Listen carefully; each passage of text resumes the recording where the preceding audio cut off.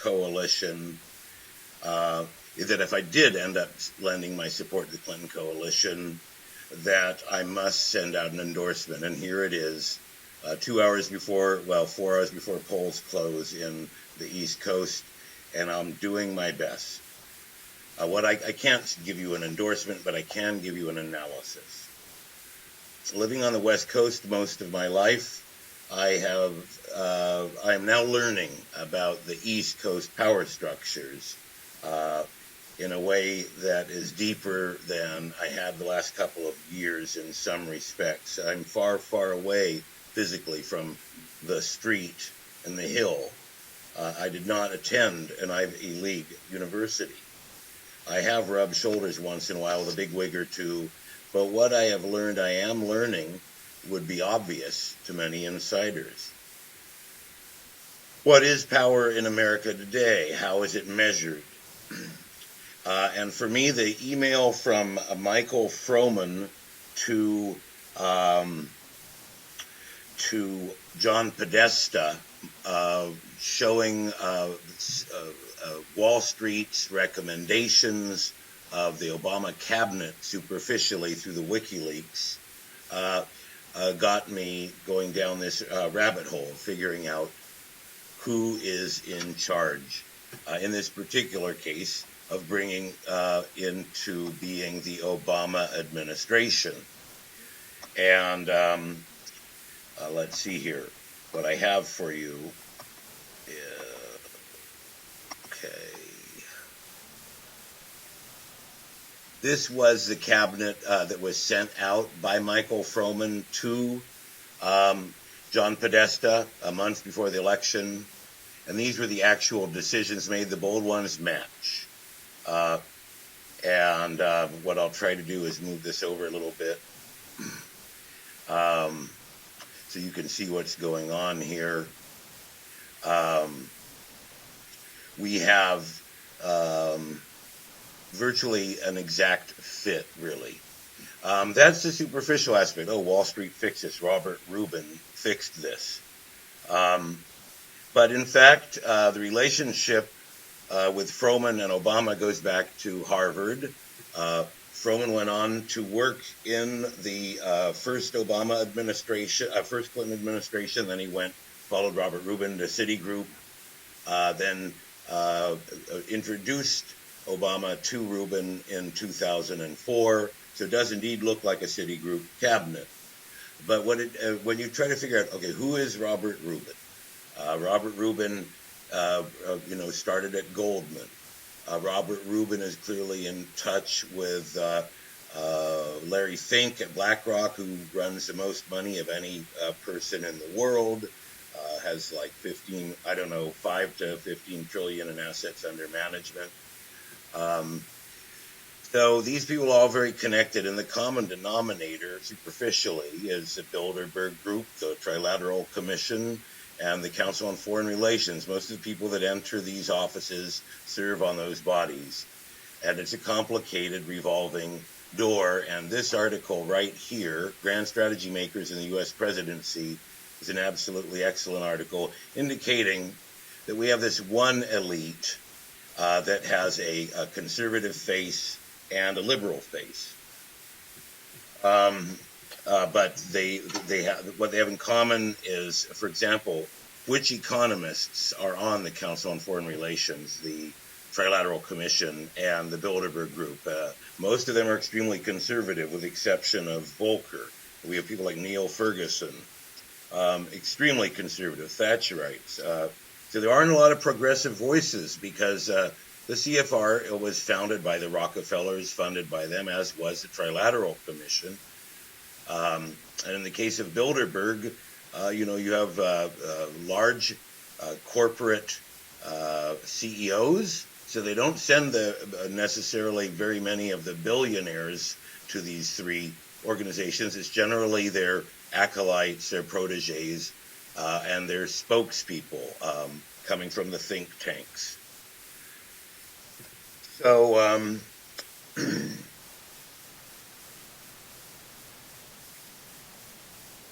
So that's what I found. these three organizations. And in fact, I believe this article shows the order of the organization association: CFR, Trilateral, Bilderberg, Rand, etc., etc., etc.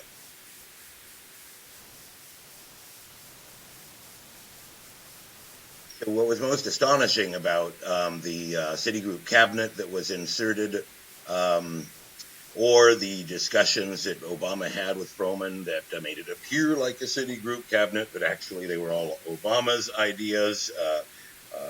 We don't want to, we don't know all the details of how this cabinet was sent from Froman to Podesta. But what it did do was Obama allied with Wall Street for this great ripoff of the American people in 2008. He allied with them to avoid economic catastrophe.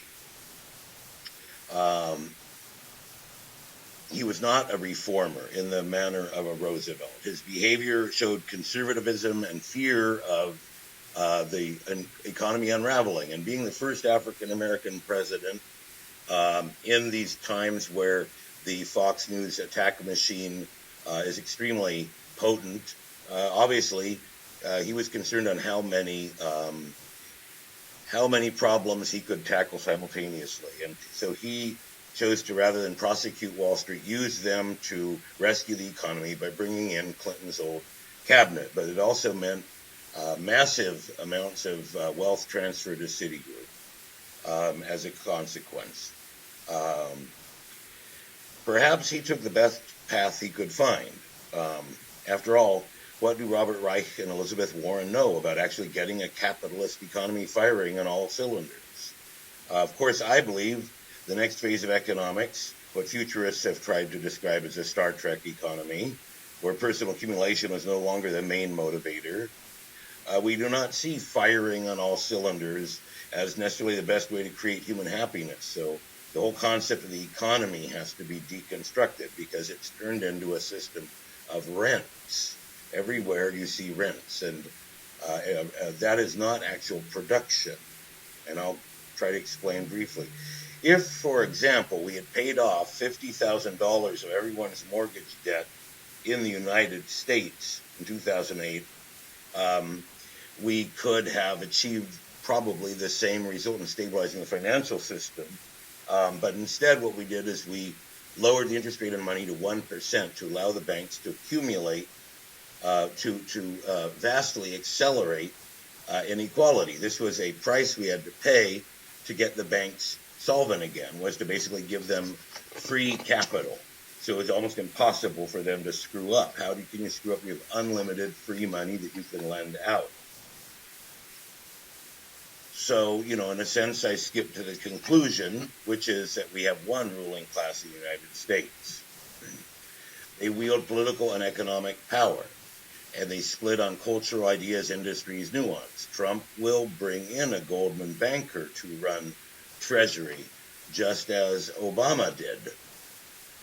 This Goldman banker is also his campaign chair. And let's see if I've got his info for you. I think I have to type in Trump versus Clinton. Trump, Clinton. So some of the things to look at if you're choosing between Trump and Clinton, they're both bad on the Fourth Amendment. Trump is bad on the, I have some concerns about Trump on the First Amendment with this sort of, but this issue about Trump's violence has been deconstructed, as we now know that Clinton operators are actually paying people to start violence at Trump rallies. So I have some sympathy for them there. Trump has aligned himself with James Woolsey, who was Clinton's original intelligence man when he came into power. With Snowden, they both were bad about acknowledging that he had provided some good to the country. On the environment, of course, Trump is terrible, and Clinton may be good. So this fellow for Treasury is Steve Mnuchin. and he's currently his campaign manager. Clinton may bring in Sheryl Sandberg from Facebook to be the Treasury Secretary, which is a bit of a wild card. Trump's choice for military czar, General Flynn, is a really interesting guy, or maybe he's a lieutenant colonel. I think he's a general. Yeah, a Lieutenant General Flynn, I think. He certainly is open-minded. You can see his interviews on Al Jazeera, on RT, on the mainstream media, on Fox. And thus far, I prefer him to Michelle Flournoy and the neoliberal humanitarian interventionists that are pushing extremely hawkish foreign policy. But you can just see it from these groups. You have a lot of Kissinger influence, which is a realpolitik that involves the deaths and suffering of millions of people. Trump, in holding out for the promise of cooperation with Russia, creates a very complex situation. It means that a man ostensibly running as a conservative will be in a position to view the world from a very multipolar lens, because Russia is indeed at the present time the guarantor of liberty for nations which do not necessarily want to fall in line with the Western neoliberal corporate world order, such as Syria. So it appears we are in for more conflict with Clinton and a total disrespect of the environment with Trump. With Clinton